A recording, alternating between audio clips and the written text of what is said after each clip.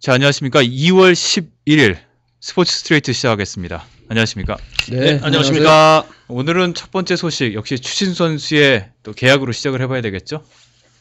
그렇죠. 네. 오늘 소스가 없었는데 극적으로 우리를 위해서 조용하다 했는데 뭐 갑자기 뭐 추신수도 계약을 하고 류현진 스프링 캠프도 들어가고 내일.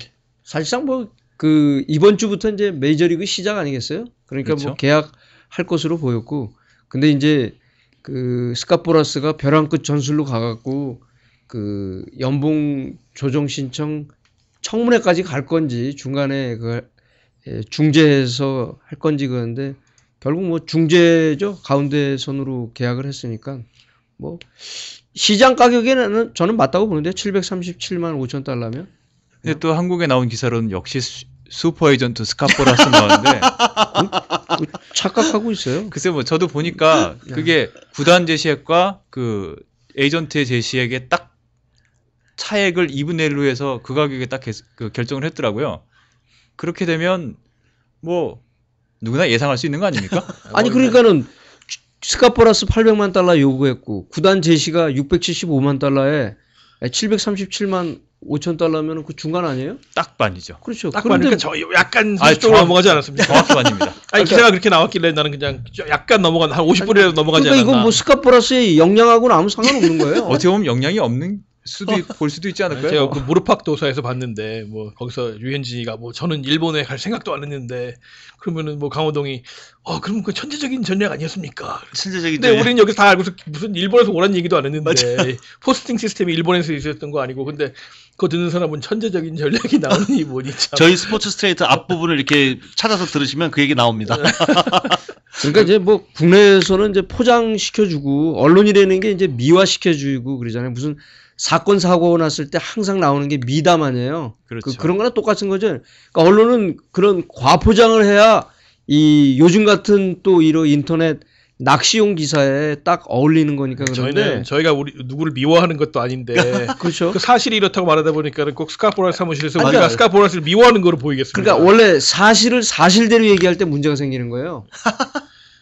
그렇죠. 예. 홍길동도 아버지를 아버지라고 불렀으면 그러니까 문제가 되는 사실을 거죠. 사실대로 간단하게 이야기하자면 스캇 보라스 사무실에서 지금 그놈들은 왜 항상 똑바로 얘기를 하냐 왜 풀이를 하는 거야 그러면서 예? 그러니까 한국에서 이렇게 이 직접 이 미국의 소식을 잘 못 보고 뭐 보면 이제 뭐 ESPN이 거의 바이블이죠. ESPN이 바이블처럼 보고 그리고 스캇 보라스 얘기가 그냥 뭐 거의 그냥 모든 그 진실처럼 그러는데 여기에 기자들은 그게 아니잖아요. 미국 기자들은 어디 치우치지 않고 정확하게 보잖아요. ESPN이 바이블인 건 좋습니다. 근데 오늘도 뭐 연합 기사를 보면은 이게 나오면서 끝에 뭐 다저스 투수진을 뭐 메이저리그 3위로 스포츠 전문 웹진에서 블리처 리포트에서 또 블리처 평가를 리포터. 했다. 그거는 바이블이 아닌 거를 좀 알아줬으면 좋겠습니다. 아니 그러니까 지금 이제 그 제가 알고 있는 뭐 한국 기자들이 조금 이제 그래도 미국 스포츠에 메이저리그에 관심 있는 친구들이 그 블리처 리포트 그 들어가서 페이스북에 나오잖아요, 이렇게. 예. 근데 그 블리처 리포트를 굉장히 아주 그 대단한 것처럼 봐요. 근데 걔네들은 어쨌든 그 흥미 위주 그런 거 하고 직접 현장에서 취재하는 예전에 우리가 이 자리에서도 또 얘기했지만 그렇게 현장에서 취재하는 사람들이 별로 없고 그런데 한국에서 뭐 그 심지어 그 한 종합지에서도 블리처 리포트에 뭐 투수 뭐 이런 것까지 다 그냥 올려놨더라고요. 게시판인데 저희도 하나 만들어야 되겠어요. 빨리 영어로. 결론적으로 블리처 리포트도 우리 미워할 거 아니에요. 걔네들은 왜 자꾸 블리처 리포트가 저희도 하나 뭐 새로운 바이블을 만들까요? 영어로 뭐 이름들 좀 바꾸시고. 아니 그냥 블리처 성 리포트에 바꿔서. 우리 모두 가입을 해서 가끔가다 하나씩 글을 우리가 그러니까요. 자, 또 그 추신 선수와 동갑내기 선수죠. 그렇죠. 오늘 그 추신수 선수의 계약 그리고 마이클 본의 계약이 여러 가지 그 시사하는 바가 좀 있는 것 같아요. 일단 추신수 선수 뭐 국내 기사 뭐 장기 계약 관심 그랬는데 애초부터 장기 계약은 하지 않는 거잖아요. 그렇죠. 우리는 올해- 그렇게 알고 있는데 자꾸 국내 언론은 그렇게 그 장기 계약에 관심을 갖는데 스캇 보라스는 일단 무조건 FA 시장에 나가서 몸값 튀겨야 되는데 그리고 그래야 자기도 수수료를 많이 받는데 그걸 잘 모르는 거고 그다음에 마이클 본도 스캇 보라스 선수잖아요. 근데 결국 이제 오늘 리포팅 데이가 시작하면서 이제 계약을 했어요. 투수 카일 로신 아직 계약 못했어요. 센트루이스 카디널스의 16승 3패한 카일 로신 아직도 지금 현재 무적 선수로 남아있는데 이 본과 추신수의 그 계약, 그러니까 올 시즌 끝나고 나서 추신수 선수가 FA 나갈 때 상당히 그 비교되잖아요. 그죠? 같은 또 스캇 보라스가 이제 계약을 해야 되는 거고. 근데 마이클 본이 4년에 이제 4,800만 달러 계약을 했잖아요. 근데 이제 그 전에 그 클리블랜드가 FA 선수도 그렇게 그 스타급 플레이어도 잘 데리고 오지 않는데 그 닉 스위셔도 데리고 온 거 보면은 테리 프랑코나 감독한테 일단 성적을 기대하는 것 같아요. 근데 스위셔는 4년에 5,600만 달러 받았잖아요. 근데 본하고 스위셔는 다른 게 스위셔는 홈런 20개 이상 치는 선수고 그 본은 그 테이블 세터잖아요. 그러면 추신수는 테이블 세터이지만 홈런도 파워가 조금 있죠. 파워가 조금 있으니까 지금 이런 계약을 보게 되면 마이클 본과 닉 스위셔의 그런 둘 중에 하나 그런 연봉 계약 그러니까 한 내년에도 추신수 선수 한 4년 계약이 거의 기준선이 아닌가 싶어요. 네. 뭐 추신수도 키가 5'11에 뭐 둘 다 82년생 30살에 둘이 비슷한. 제가 지금 이거 하기 전에 저기 유지생 기자한테 누가 마이클 보은하고 추신수가 누가 낫냐 하고 물어봤더니 지금 추신수가 훨씬 낫다. 그래서 뭐 너무 지금 편파적인 거가 아니냐. 근데 둘이 스타일은 다릅니다. 근데 추신수가 훨씬 뭐 여러 명 잘하는 게 더 많은 것 같은데 추신수가 개인 타이틀 이긴 거 있습니까?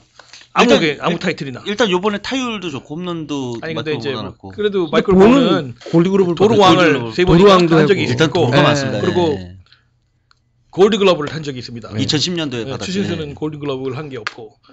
근데 뭐 물론 뭐 힘이 좋은 거 있고 출루율이 좀 높고 뭐 이제 이런 거는 있는데 근데 하여튼 뭐 그 대신 이 선수는 더 훨씬 빠른 거고 수비가 더 좋은 거고. 근데 이제 추신수 보면 대강 뭐 어느 정도 손이 나온 것 같고 올 시즌에 걸린 것 같습니다. 올해 뭐 이것보다 훨씬 좋은 성적을 내면 더 많은 돈을 기대할 수 있는 거고 뭐 미지근할 경우에는 요 정도 선. 그러니까 관건은 추신수가 중견수를 얼마나 잘 소화해내느냐 있는 거죠. 수비를 잘해내면은 뭐 많이 올라가겠죠. 거기에 뭐 뭐 관건은 어느 거기에 정도 있네 진짜. 공격력도 보여줘야 될 거고. 그렇죠. 지금 정도 출루율에 뭐 도루 좀 조금 더 해주고. 20개 도루 갖고는 1번 타자 한 대겠다. 도루보다는 우선 뭐 타율에 출루율. 근데 결국은 나중에 연봉에서 그러니까 만약에 추신수가 100득점을 올린다면 이제 104점 역할이랑 똑같은 거 아니에요? 근데 이렇게 연봉 쭉 이렇게 선수들 그 구단에서 이렇게 계약할 때 보면 홈런하고 타점이 훨씬 위에요. 그러니까 우리는 그 미국의 기록 먼저 말할 때 보면 나타나는 게 홈런 타점 타율이에요. 우리는 타율, 홈런, 타점 이런 순으로 나가잖아요.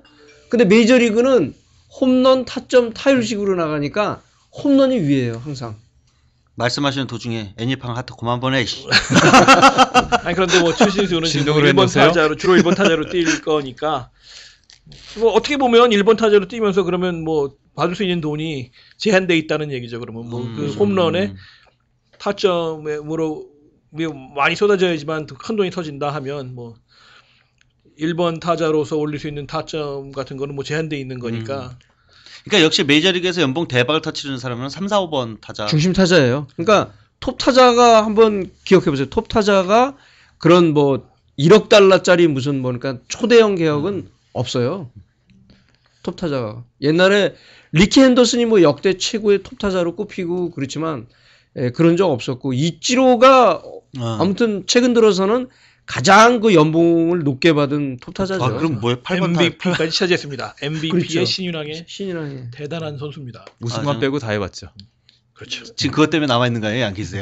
근데 양키스에 2년 동안 있으면서 우승한다는 보장 전혀 없습니다. 토론토 블루제이스 전력 보강하는 거 보면은 양키스가 뭐 앞으로 그리고 거긴 너무 노쇠해갖고 오늘 전력 자체가 그 내려가요. 월드 디펜딩 월드 챔피언 뉴욕 자이언츠 일루수 그 브랜든 벨트가 다저스를 겨냥해서 한마디 하지 않았습니까?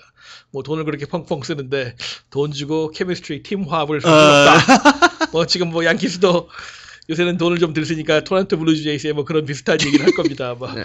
말린 선수 다 서서 말린다. 근데 이제 보통 이렇게 선수를 영입할 때 보면 첫 해는 잘 안 되는 것 같아요. 보면.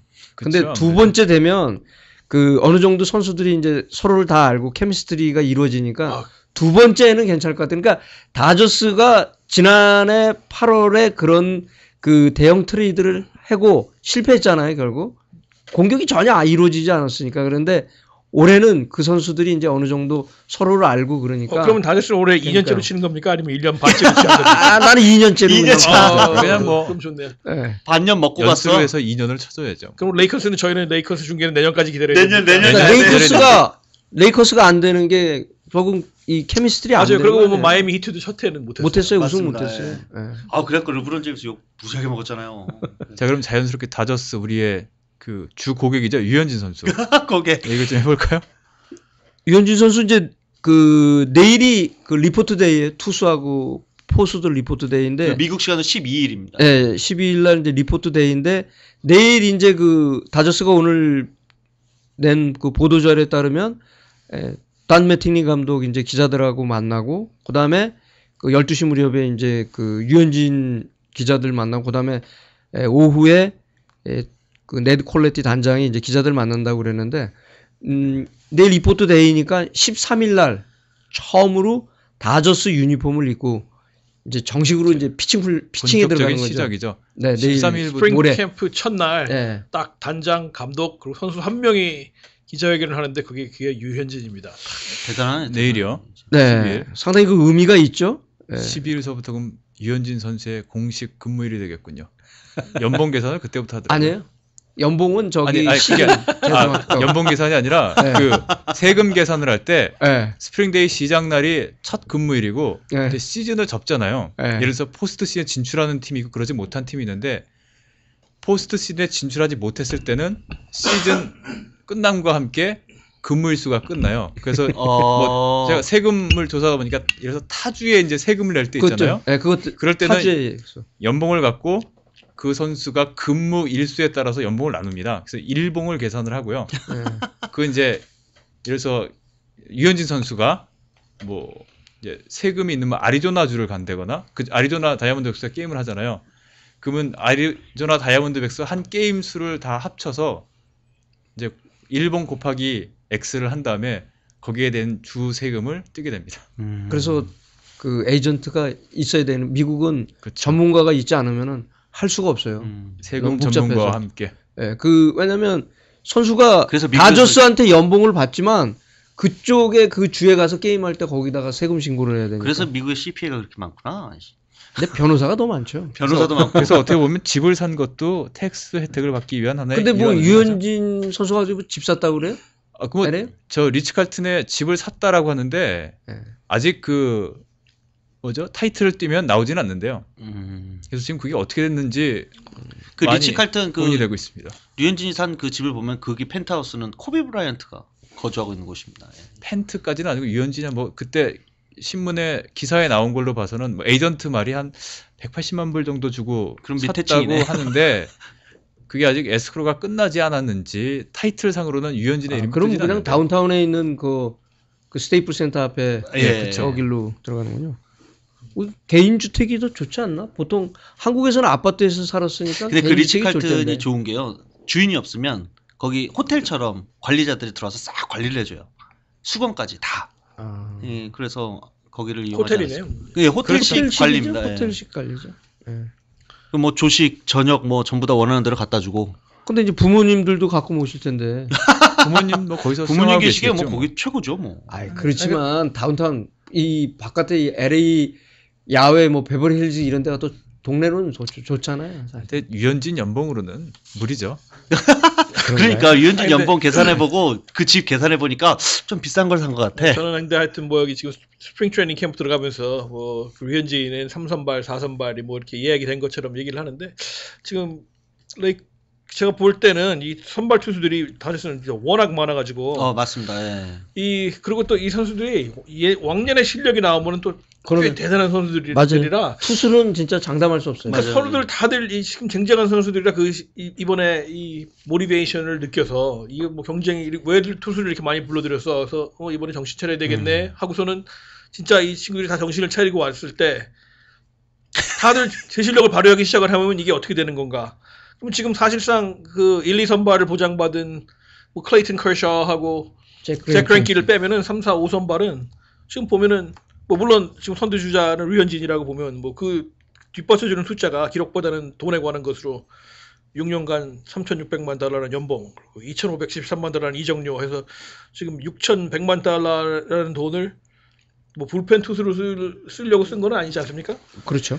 그런데 하여튼 뭐 시애틀 시옥스 쿼터백 맷 플린한테 물어봐도 그렇고 뭐 샌프란시스코 자이언츠 베리 토를 잊어서도 안 되는 것이고 돈 썼다고 해서 그냥 무조건 자리가 보장되는 건 아니지 않습니까? 돈을 쓰고서도 벤치에 앉혀두고 더 잘하는 선수 쓰는 전례가 충분히 있지 않습니까? 그래서 선수를 이걸 쭉 봤는데 좋은 선수들 진짜 많아요. 우선 뭐 이 자시 베켓이라는 선수 사람들이 지금 많이 잊었는데 뭐 그 류현진에 주는 돈이 아깝다 싶으면 이 선수는 지금 연봉이 1,700만 달러입니다. 류현진 연봉 앉혀두는 게 아까운 게 아니라 이 선수를 앉혀두면 1,700만 달러입니다. 그리고 뭐 제가 기억을 할 때 이 선수 메이저리그 역대 최고 플레이오프 투수 중에 하나입니다. 역사상 큰 최고. 경기에 맞습니다. 강하죠. 예. 이 선수가 지금 32살 나이에 완전히 망가진 게 아니라면 3, 4 선발 투수 지금 얘기할 게 아니라 지금 완전 에이스급 중에서도 에이스급 투수인데 하나 제가 사족을 달아도 되겠습니까? 자시 베켓은 양키즈를 라이벌로 하고 있어서 걔는 완전 강심장일 거야 진짜. 그러니까 그 선수가 그 2007년에 20승 2009년에 17승 거둔 그 실력이 나오면 그러면 이 뭐 삼선발 근데 자리는 이 선수 줘야 되는 겁니다. 자시베켓이 홀수에 또 잘했잖아요. 홀수에. 홀순년에 잘했으니까. 2013년이네. 그렇네요. 홀수. 보니까 홀수에 올해 잘했어요. 홀수 아닙니까? 그렇죠. 그리고 뭐 체드 빌링스도 연봉이 900만 달러입니다. 유현진보다 훨씬 많습니다. 그리고 뭐 자지는 또 이 선수도 항상 높게 평가받던 투수로 이거 뭐 볼은 좋죠. 매년 기대에 못 미쳐도 통산 전적을 보면 80승 61패입니다. 맞아요. 뭐 몇 년 후에 유현진의 통산 전적이 80승 61패면은 성공한 케이스 아닙니까? 거기다 이 테드 릴리도 지금 자주 다치는 게 문제인데 기록을 보니까는 7년 연속 두 자리 승수를 올린 이 테크니션이고 작년에도 8번밖에 못 나왔지만 8번 나와서는 방어율은 3.14로 훌륭했습니다. 안타도 48이닝 동안 36개밖에 안 맞았습니다. 뭐 보통 1이닝당 한 개를 안 맞으면 아주 좋은 기록이니까. 그리고 이 친구도 또 연봉이 1,166만 달러네. 류현진보다 훨씬 많습니다. 네? 그리고 이 크리스 카푸아노 선수 팔꿈치 수술을 받고 돌아온 지 2년째 되는 지난해 전반기에는 9승 4패 2.91 올스타 게임에 안 뽑힌 게 뭐 좀 아쉽다는 그 얘기가 나왔을 정도로 하다가 후반에 이제 게스탱크가 바닥나서 부진하긴 했는데 이제 뭐 완전히 그 팔꿈치 수술 후유증을 떨친 거라면 이제 이번에 그 전반기에 나왔던 실력이 계속되면 또 이 선수 또 만만치 않은 상대 아닙니까? 그런데 이 선수는 또 연봉 부담이 적어서 300만 달러밖에 안 돼서 뭐 오히려 트레이드 대상이 될 수 있죠. 다른 팀에서 받아들이기가 쉬우니까.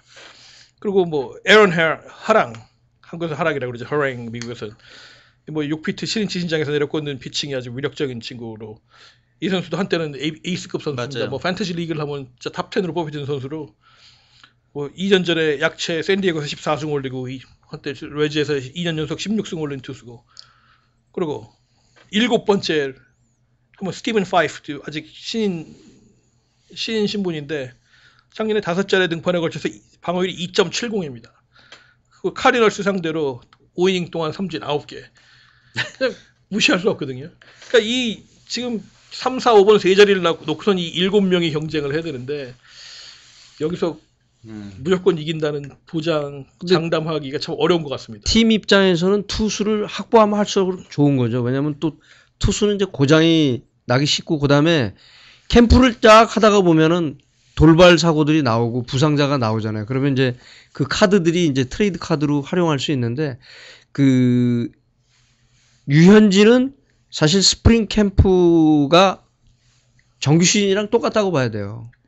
거기서 뭐 선선히 클레이턴 커셔는 뭐 3점 주고 4점 줘도 무조건 에이스 나가는 거지만 유현진은 만약에 부진했다 그러면은 그 코칭 스태프가 다시 면밀히 검토를 하게 됩니다. 왜 그러냐면 코칭 스태프가 유현진의 피칭을 한 번도 본 적이 없잖아요. 전부 비디오로만 한 거 아니에요.